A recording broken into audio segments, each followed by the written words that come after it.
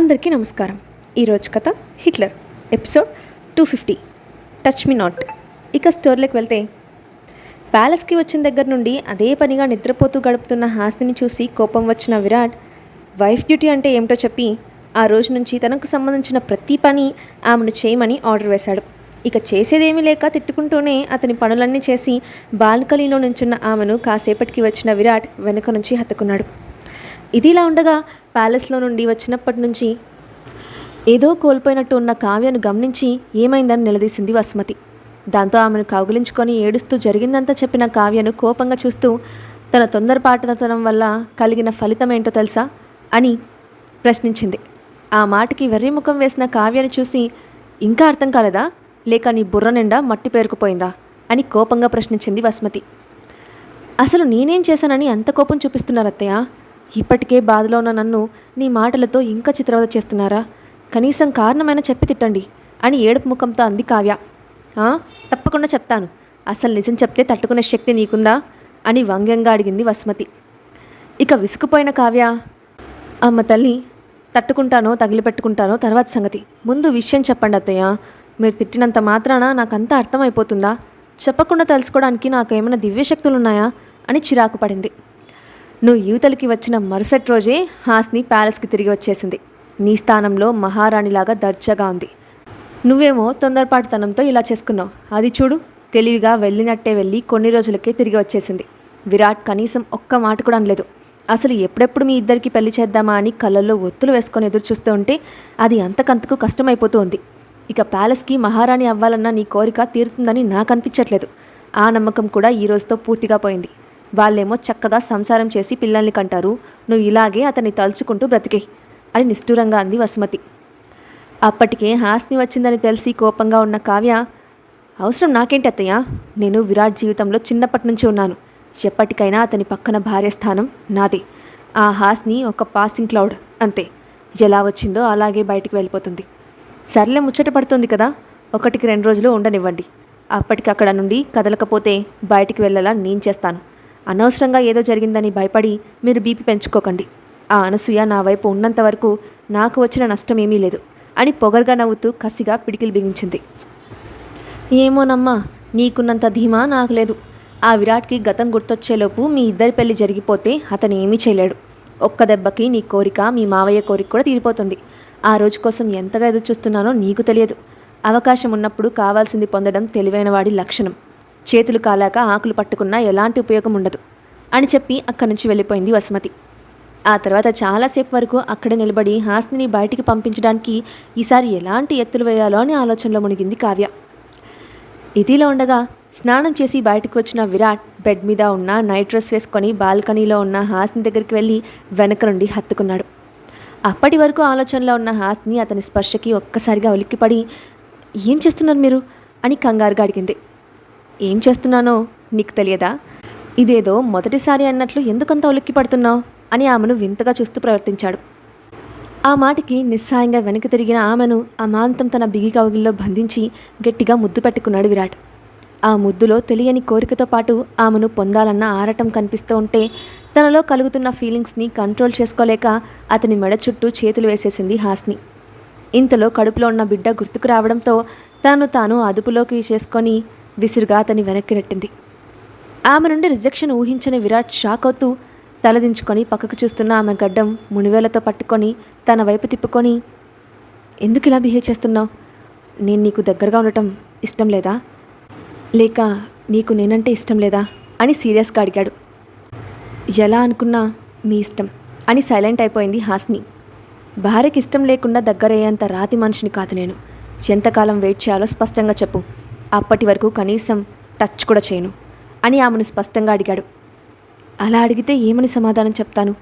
గాయపడిన మనసు సరిదిద్దుకోవడానికి ఎంత సమయం పడుతుందో చెప్పడం కష్టం.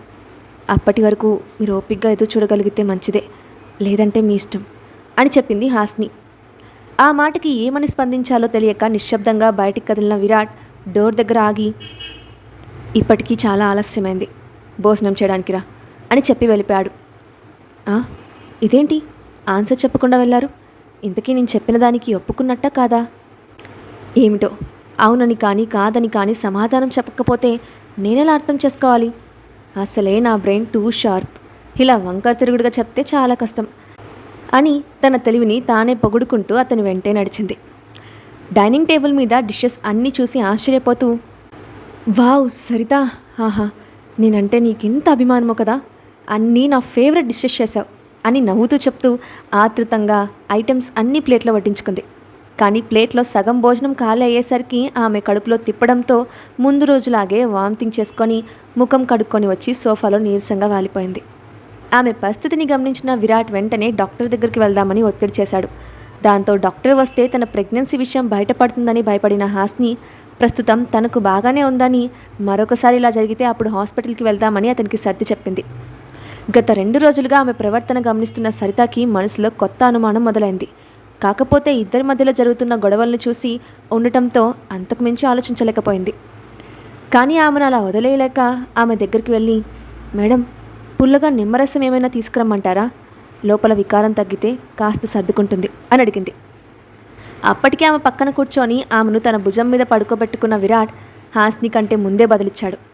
విరాట్ తన పక్కన కూర్చొని కేర్ తీసుకుంటూ ఉంటే ఆమె మనసు ఆనందంతో ఉప్పొంగింది. అంతలోనే వాస్తవ పరిస్థితి గుర్తుకు రావడంతో తనతో అతని ప్రవర్తన శాశ్వతం కాదని మనసుకి సర్ది చెప్పుకొని మౌనంగా కూర్చుంది. కాసేపటి తర్వాత సరిత తీసుకువచ్చిన లెమన్ వాటర్ తాగి రిలీఫ్ అయింది హాస్ని. ఒక అరగంట తర్వాత కడుపులో ఆకలి మళ్ళీ మొదలవటంతో సరిత అని పిలిచి పుల్లగా ఉండే ఐటమ్స్ ఏమైనా చేయమని అడిగింది. ఆ మాటకి సరిత ఆశ్చర్యపోతూ, మేడం, మీరు బాగానే ఉన్నారా? ఒకప్పుడు మీరు అసలు పులిపే తినేవారు కాదు, ఈరోజు కొత్తగా అడుగుతున్నారేంటి అని అడిగింది. ఏమో నాకు కూడా తెలియదు, ఇందాక నువ్వు ఇచ్చిన లెమన్ వాటర్ తాగిన తర్వాత చాలా రిలీఫ్గా ఉంది, అందుకే అడిగాను. ఆ పనిలో పనిగా రేపు చింతకాయ పచ్చడి, కాజీ బర్ఫీ కూడా చేసి పెట్టవా? తినాలని ఆశగా ఉంది అని అమాయకంగా అడిగింది హాస్ని. గతం మర్చిపోయిన తర్వాత ఆమెను చూసింది మొదలు సరిగ్గా తిన్నట్లు కూడా గమనించలేదు. అలాంటిది ఈరోజు ప్రత్యేకంగా చేయమని అడుగుతూ ఉంటే ఆశ్చర్యపోవడం విరాటవంతైంది. కానీ వెంటనే నార్మల్ అయ్యి, అలాంటిదేం అక్కర్లేదు, మేడంకి బయట అది ఇది తినడం అలవాటు కదా, అందుకే 2 రోజుల నుండి వామిట్స్ అవుతున్నాయి. ఇలాంటి పరిస్థితుల్లో హెవీగా ఫుడ్ ఉంటే మంచిది కాదు, లైట్గా ఉంటే జావా తీసుకొనిరా. అలాగే ఇంకో 2 రోజులు కషాయం తాగిస్తూ లైట్ ఫుడ్ పెడితే డైజెషన్ ప్రాబ్లం కంట్రోల్ అయ్యి మొత్తం సెట్ అయిపోతుంది.